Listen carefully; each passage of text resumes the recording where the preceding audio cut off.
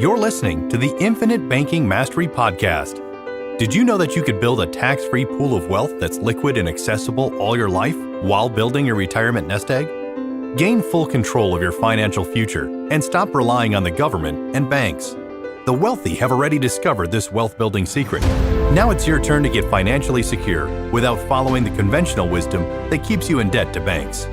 Now here's your host, Valerie LaRocque. Hello, everybody. Welcome to the Infinite Banking Mastery Podcast. I don't know if you can tell, but I do have a slight cold, so bear with me, please, through this episode. I wanted to talk today about CDs versus whole life for the infinite banking concept. I know that CDs are paying better interest these days, and so they might be more attractive because, as I mentioned in my last episode, or the last two, that you really could do infinite banking anywhere. You could do infinite banking under a mattress. You could do infinite banking at a CD at someone else's bank, or using a CD at someone else's bank, just like Nelson Nash did illustrate on page 45 of his book, Becoming Your Own Banker.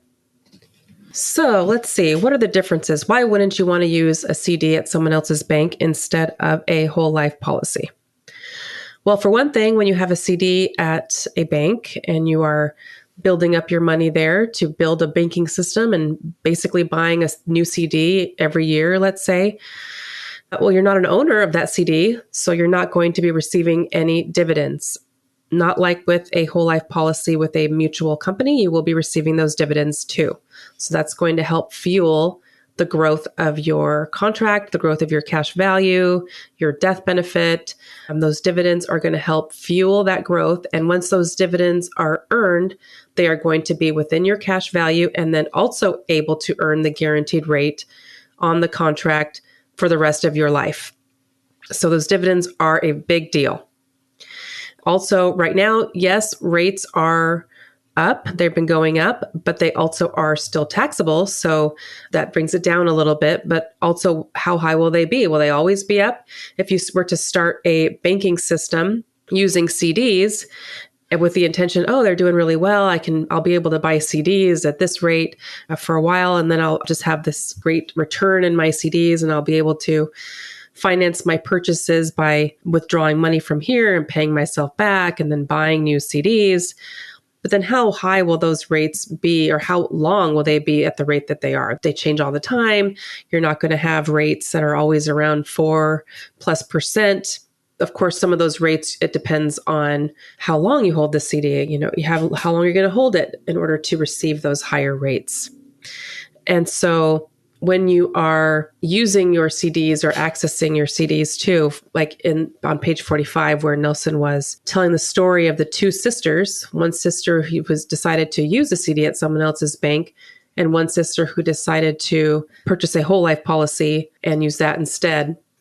So these two sisters are doing these two different actions, and he's trying to compare them to show you what's going to happen in the long run. And this is something that I certainly would love to go over with you. If you have read this book and you would like my help, you would like to work with me, I'd be happy to go over this illustration and clarify every single thing inside of it for you.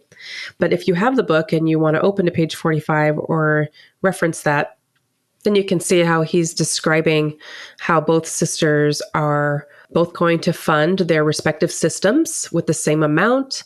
They're both going to begin starting to purchase a car every 4 years, 11 different times. They're both going to begin that process at the same time. And they're in that process too, it has a really small number for the amount that they're going to take from their system to put into the new car. Well, it's because he also has a trade-in. They have a trade-in vehicle. He's not trying to illustrate that the car is quite that inexpensive, but he did write the book a while ago too, so cars just cost less. But they're both going to be doing the same thing, funding the same amount, and then purchasing a car at the same time, and then replenishing their systems with a loan repayment. A car payment for their car. And they're going to be doing the same thing, paying the same amount and all of that. And so what he's showing is through that chart is how much higher, how much further along the infinite banking sister would be using a whole life policy for her process of banking, where the other CD sister has made less. And also keep in mind that in order for the CD sister to build this up, she would have had to have been saving to make sure she has the amount every year. She'd probably want to save into a separate bank account, a certain amount every single month to make sure by the end of the year, she has what it takes to purchase the CD that she wants to purchase that year that's going to equal the same amount that the whole life sister is putting into premium. So CD sister is saving up every month into a bank account, and then at the end of a year, buying a CD, going to the bank, buying a CD, and then as needed, taking money from those CDs then to get the amount needed for a car purchase, and then trading in the car, and then going in and buying the new car. And the one very significant difference between these two sisters is that the CD sister will have to be withdrawing the funds from her CDs in order to purchase the car. So she's pulling the money completely out of the system. That money is no longer earning for her. She's going out and buying the car with it. Whereas the whole life sister is able to borrow against the cash value in her policy and then go out and purchase the car borrowing against that value so that her whole value is still earning for her because she did not withdraw it. She didn't touch it. She left it there and borrowed against it. And so those two things make it a lot different. So even though, yes, rates are good right now, rates are okay for CDs, they're higher than they have been, there's still a lot more benefits to using a whole life policy than a CD, that you're able to borrow against it, that you're going to have that guaranteed rate for the rest of your life, that you're going to be able to earn dividends, which you are not able to earn when you own a CD at a bank. Those dividends that for those people who own the CDs, those dividends for that bank are going to the stockholders of the bank. And so I hope that this was helpful. I hope that this might clear that question up for you. I've heard it once or twice. And so this is maybe going to be a little bit shorter of an episode just because I am battling a cold as well. So again, as always, of course, please reach out if you have any questions you want to work with me. You would like for me to be your advisor. I would love to help you. I'd love to meet you.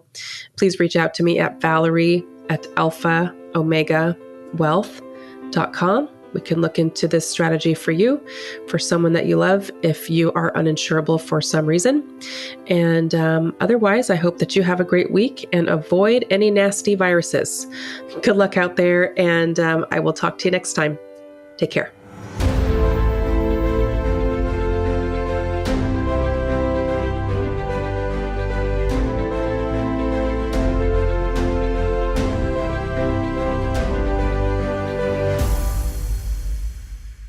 This is thepodcastfactory.com.